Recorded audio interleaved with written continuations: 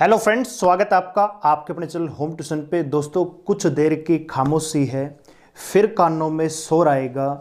तुम्हारा तो सिर्फ वक्त है, हमारा दौर आएगा। जी हाँ दोस्तों, ऐसा ही मोटिवेशन आपके अंदर होना चाहिए अपने विरोधियों को लेकर। जी हाँ दोस्तों, एसएससी कांस्टेबल जीडी का जो पेपर है 10 जनवरी से स्टार्ट हो रहा है और आज जो दोस्तों तारीख हुई है 14 दिसंबर हुए है। तो बचे हुए लगभग 25 से 30 दिन में आप अपनी तैयारी को कैसे बढ़िया तरीके से मैनेज करते हुए बेहतरीन परफॉर्मेंस करके इस बार सिलेक्शन को सुनिश्चित कर सकते हैं, इसी बात पर हम यहाँ पे इस वीडियो में आपको गाइड करने की कोशिश करेंगे।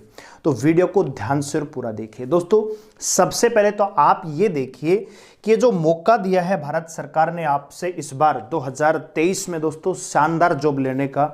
दोस्तों, वैकेंसियां भैया 45,000 हैं।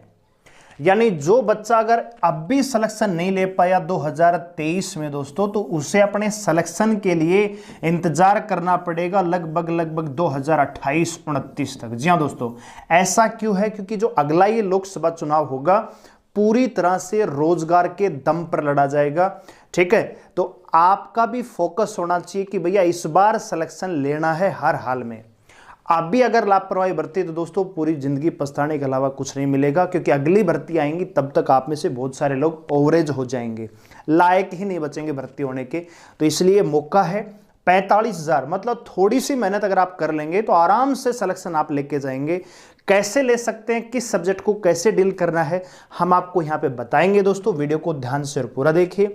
दोस्तों, अगर आप इस चैनल पर नए हैं, चैनल को सब्सक्राइब कीजिए, बेल आइकन को प्रेस कीजिए और हमारे किसी प्रकार की लेटेस्ट अपडेट रिजल्ट नोटिफिकेशन को पाने के लिए हमारे टेलीग्राम चैनल को ज्वाइन करें, जिसका लिंक डिस्क्रिप्शन में दिया हुआ है।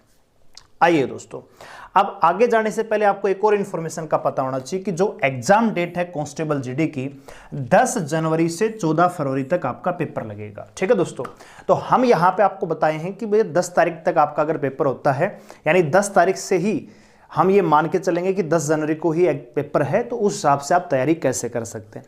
आप में से बहुत सारे बच्चे होंगे जिनका पेपर हो सकता है 20 जनवरी को आए, 25 जनवरी को आए, फरवरी की 10 तारीख को आए, लेकिन आपको जो तैयारी है 10 जनवरी को मानकर ही करनी है, यानी 10 जनवरी तक आपको अपनी तैयारी कंप्लीट कर लेनी है।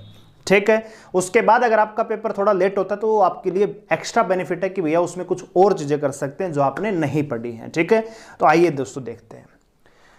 ठीक है, तो यहाँ पे हम प्लान की बात करेंगे। 30 दिन का प्लान, यहाँ पे कैसे आप बेस्ट रणनीति के साथ बढ़िया तरीके से हर सब्जेक्ट को टाइम दे पाएंगे और क्या क्या चीज़ें आपको करनी चाहिए और क्या क्या चीज़ें नहीं करनी चाहिए आखिरी के 20-25 दिनों में, इन सभी चीज़ों पर हम यहाँ पे बात करेंगे। तो सबसे पहले तो दोस्तों आपको एग्जाम पैटर्न का पता होना चाहिए कि एग्जाम पैटर्न जो पहले था सेम वही है, बस नंबर ऑफ क्वेश्चन घटा दिए हैं और क्वेश्चंस के जो मार्क्स हैं वो डबल कर दिए हैं। पहले 25-25 के क्वेश्चन आते थे हर सेक्शन में, अब 5-5 घटा के 20-20 कर दिए हैं। पैटर्न वही है, क्वेश्चन घटा दिए। पहले एक क्वेश्चन 1 नंबर का होता था, अब एक क्वेश्चन डबल नंबर का कर दिया। नंबर की जो वैल्यू है दोस्तों बढ़ चुकी है, यानी अब आपके लिए पहले भी एक क्वेश्चन इंपॉर्टेंट था, आज भी इंपॉर्टेंट है दोस्तों। हर क्वेश्चन आपका 2 नंबर का रहेगा, कुल मिलाकर 80 क्वेश्चन आएंगे, 160 नंबर का पेपर रहेगा दोस्तों। और जो आपसे सब्जेक्ट पूछे जाएंगे मैथ, रीजनिंग, हिंदी और जीके। आप हिंदी की जगह इंग्लिश भी अटेम्प्ट कर सकते हैं, लेकिन दोस्तों 75% जो कैंडिडेट बैठेंगे इस एसएसजीडी में वो हिंदी ही अटेम्प्ट करेंगे, तो हम यहाँ पे हिंदी के अकॉर्डिंग ही चलेंगे दोस्तों। ठीक है, लगभग 60 मिनट का आपको टाइम मिलेगा। 0.5% यहाँ पे नेगेटिव मार्किंग है, ये बातें आपको पता होंगी। ठीक है, अब बात आती है कि क्या हम तैयारी करें आखिरी के 20-25 दिन में कि बेहतरीन तरीके से सिलेक्शन को सुनिश्चित कर लें दोस्तों। तो यहाँ पे दोस्तों मैं आपको ये बताना चाहूंगा कि भैया 3 सब्जेक्ट होते हैं, एक होता है मैथ, दूसरा होता है दोस्तों रीजनिंग और तीसरा होता है हिंदी। इन तीनों ही सब्जेक्ट को दोस्तों यहां पे काउंट किया जाता है स्कोरिंग सब्जेक्ट। ठीक है, और इससे भी इंपॉर्टेंट है दोस्तों आपका जो रीजनिंग है और हिंदी है। भैया रीजनिंग और हिंदी के कुल मिलाकर 40 क्वेश्चन आएंगे। कितने क्वेश्चन आएंगे भैया? 40 क्वेश्चन आएंगे। अगर रीजनिंग का एक क्वेश्चन आपका गलत हो जाता है और हिंदी का भी हो सकता है एक आधा गलत हो ही जाता है दोस्तों, तो अगर यहाँ पे 38 का स्कोर भी कर रहे हैं, 38 क्वेश्चन यहाँ पे सही कर पा रहे हैं। ठीक है, और दोस्तों जो बच्चा एवरेज भी है मैथ में वो भी 10 क्वेश्चन कर पाएगा मैथ में। ठीक है, 10 क्वेश्चन भी अगर वो मान लीजिए कर रहा है और 10 क्वेश्चन वो जीके में भी कर रहा है दोस्तों, तो कुल मिलाकर कितने क्वेश्चन जाते मुझे बताना जरा। 30, 40, 50 और 8, 58, यानी लगभग 60 के आसपास वो स्कोर करेगा। इसका मतलब 120 नंबर वो लेके आएगा। और दोस्तों 120 नंबर 160 में से बहुत बढ़िया स्कोर है सिलेक्शन लेने के लिए दोस्तों। आपको ये पता होना चाहिए कि सबसे ज़्यादा जो वैकेंसियां हैं, मैं आपको यहाँ पे दिखाना चाहूँगा, सबसे ज़्यादा जो वैकेंसियां दोस्तों किसमें है, आपकी बीएसएफ में है। सबसे ज़्यादा जो वैकेंसियां दोस्तों किसमें है भैया, जरा ध्यान से देखना इस नोटिफिकेशन को। सबसे पहले बीएसएफ में है दोस्तों 20,000 पद, मेल फीमेल दोनों के लिए गोल्डन अपॉर्चुनिटी है। उसके बाद सीआरपीएफ में दोस्तों 11,000 पद हैं, ठीक है। तो आपको बीएसएफ या सीआरपीएफ तो डेफिनेटली मिल जाएगी। अगर आप 110 के आसपास भी स्कोर कर रहे हैं, यानी 50% के आसपास भी स्कोर करते हैं, 100 नंबर भी अगर आप लेके आ रहे हैं ओबीसी कैटेगरी एससी एसटी में, तो आराम से सिलेक्शन लेके जाएंगे दोस्तों। लेकिन अगर आपको आपकी चॉइस की फोर्स चाहिए तो भैया स्कोर आपको करना पड़ेगा, ठीक है। अब ऐसा तो होगा कि नहीं भैया, पढ़ने वाला जो बच्चा होगा वो मैथ में 10 ही क्वेश्चन करके आएगा, जेके में 10 ही क्वेश्चन कर आएगा, लेकिन स्कोरिंग जो सब्जेक्ट है दोस्तों, रीजनिंग और हिंदी है दोस्तों, इन 40 में से आपका नंबर नहीं कटना चाहिए। अगर आप वास्तव में ही सिलेक्शन लेना चाहते हैं इस बार, तो भैया रीजनिंग और हिंदी पे कमांड कीजिए। देखो जीके, बहुत सारे बच्चे क्या करते हैं, जीके पढ़ते हैं, भैया जीके में तो 7-8 सब्जेक्ट हो जाते हैं, history, polity, geography, physics, chemistry, biology, economics, current affair, विविध, ठीक है। ये सबसे बड़ा सबसे छोटा, आपको लगभग 8 सब्जेक्ट पढ़ने पड़ते हैं। अगर आप हर सब्जेक्ट को आधा घंटा भी देंगे तब भी आपके 4 घंटे लगते हैं दोस्तों। और वहां भी गारंटी नहीं है कि ये जो 20 क्वेश्चन जीके के आएंगे, क्या आपने जो पढ़ा है उनमें से ही आएंगे। करंट अफेयर आपने 2022 की ही पढ़ी है, हो सकता है 2020 की पूछ ले, कोई 21 की पूछ ले, तो ये आपकी पकड़ में नहीं है। लेकिन एक चीज कन्फर्म है कि जो 4 घंटे आप जीके को दे रहे हो, अगर वही 4 घंटे आप रीजनिंग और हिंदी को दो, 2-2 घंटे, तो ये श्योरिटी है कि यहां पे 100% स्कोर आप यहां पे कर सकते हो, ठीक है। और अगर आप थोड़ा बहुत भी जीके को पढ़ रहे हो भैया, जो मेन सब्जेक्ट भैया, पॉलिटी डेफिनेटली क्वेश्चन आएगा, ज्योग्राफी डेफिनेटली क्वेश्चन आएगा, हिस्ट्री डेफिनेटली क्वेश्चन आएगा, ठीक है। अब पॉलिटी में भी 4-5 टॉपिक हैं जिनसे क्वेश्चन बनता है। मौलिक अधिकार है, राष्ट्रपति है, संसद है, ठीक है। आपका आयोग है, यूपीएससी चुनाव आयोग का अध्यक्ष कौन है, यूपीएससी के अध्यक्ष की जो कार्यकाल वो कितना रहता है, उसकी नियुक्ति कौन करता है, राज्यपाल की नियुक्ति कौन करता है, सुप्रीम कोर्ट का न्यायाधीश की नियुक्ति कौन करता है, अपना इस्तीफा किसको दे सकते हैं।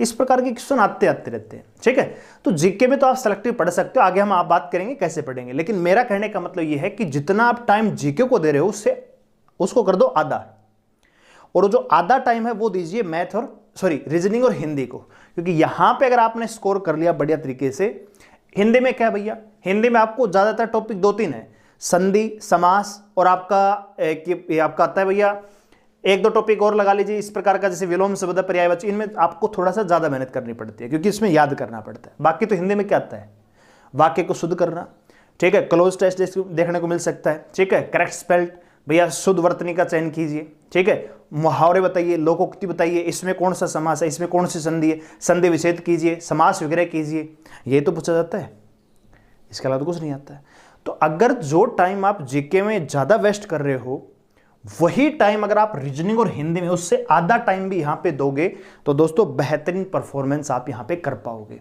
और अगर आपने रीजनिंग और हिंदी पे 100% कमांड बढ़ाई, तो सिलेक्शन कोई माइकल लाल नहीं रोक पाएगा, ठीक है, ठीक है।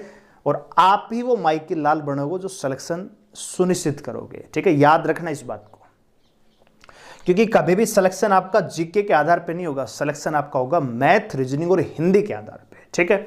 अब हम बात करेंगे कैसे आप एक एक सब्जेक्ट को डील करेंगे, कितने घंटे आपको अभी पढ़ना है और क्या क्या करना है दोस्तों।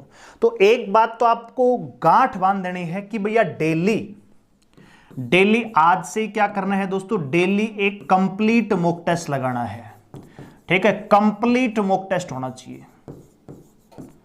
अब कंप्लीट मॉक टेस्ट का मतलब यह है दोस्तों कि आप चाहो तो भैया ओएमआर शीट लेके बैठिए, पूरा का पूरा पेपर लेके बैठिए प्रीवियस ईयर का, ठीक है, उसमें से डेली एक सेट करने की कोशिश कीजिए। या आप ये कर सकते हो कि subject to subject mock test लगा सकते हो। बात आ रही समझ में, जैसे भैया आपको पता है कि 25 क्वेश्चन का मिलेगा, अभी 20 क्वेश्चन आएंगे आपके, लेकिन ज्यादातर जो मॉक टेस्ट की आई हुई है मार्केट में वो 25 क्वेश्चन की है। अगर 20 क्वेश्चन की मिल रही है तो बहुत अच्छी बात है, अगर आप ज्यादा क्वेश्चन प्रैक्टिस करेंगे तो आपको ही बेनिफिट है।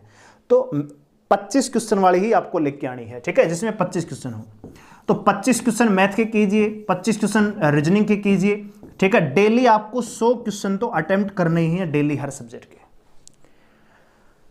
ठीक है, ये कर लिया। अब आते हैं सब्जेक्ट वाइज। सबसे पहले बात करते हैं मैथ की। तो भैया बचे हुए 25-30 दिनों में आप कंप्लीट सिलेबस नहीं कर सकते, क्योंकि मैथ का अर्थमेटिक का अकेला सब्जेक्ट 3 महीने में कंप्लीट होता है।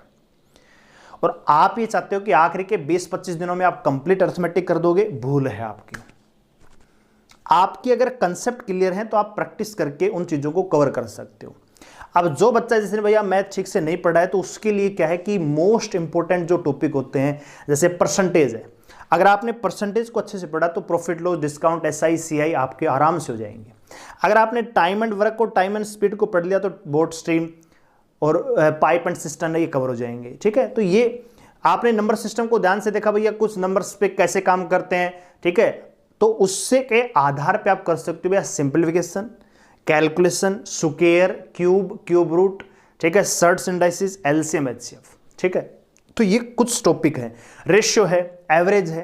तो अगर आप जो मोस्ट इंपोर्टेंट टॉपिक है उन पे कमांड बनाएंगे तो मैथ में स्कोर अच्छा कर पाएंगे। और अगर आपके कंसेप्ट क्लियर है तो आप सिलेबस को रिवाइज भी कर सकते हो, कोई बड़ी बात नहीं है। लेकिन जो बच्चा अभी अधूरा है, अदर में लटका हुआ कि भैया मैथ समझ में भी नहीं आ रहा है, पूरा भी नहीं हो पा रहा है, तो कुछ टॉपिक हैं जिनको पढ़ के आप मैथ में 15 के आसपास स्कोर कर सकते हो। ठीक है, 20 में से वो कौन कौन से टॉपिक हैं अगली वीडियो में आपको बताएंगे बहुत जल्दी। अच्छा, रीजनिंग की बात करें तो रीजनिंग में करना क्या है दोस्तों, डेली एक मॉक टेस्ट लगाना है। ठीक है, इससे पहले मैथ पे आते हैं। मैथ का भी एक कंप्लीट 25 क्वेश्चन का मॉक टेस्ट, 25 क्वेश्चन का मॉक टेस्ट आपको डेली लगाना है। ठीक है, और हर सवाल को सोल्व करना है।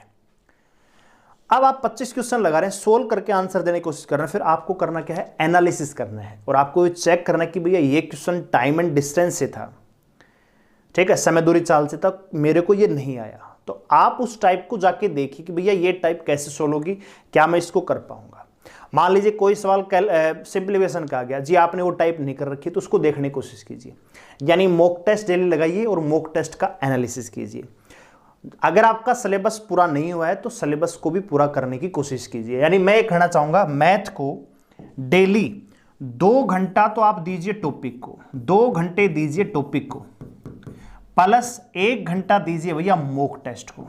ये आपको करना है, यानी कुल मिलाकर 3 घंटे भैया मैथ के हुए, 3 घंटे हमने दे दिए मैथ के। ठीक है, अब बात करते हैं रीजनिंग की। तो रीजनिंग में करना क्या है दोस्तों, डेली 25 क्वेश्चन का एक मॉक टेस्ट आप लगाएंगे।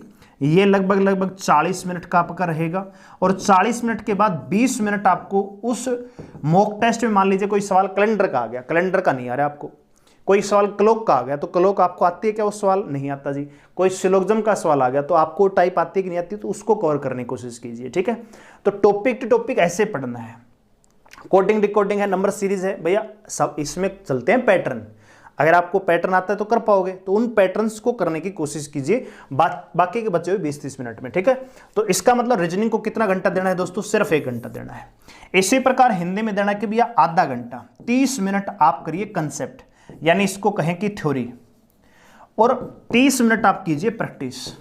चाहे तो कंप्लीट मॉक टेस्ट ले लीजिए या फिर आप टॉपिक की प्रैक्टिस कर सकते हैं। ये क्या है जी, मान लीजिए आपने 30 मिनट शुरुआत के में आपने पर्यायवाची याद किए कि भैया आपने मान लीजिए 50-60 क्वेश्चन जो पर्यायवाची के हैं, पर्यायवाची शब्द 50-60 रिवाइज कर लिए।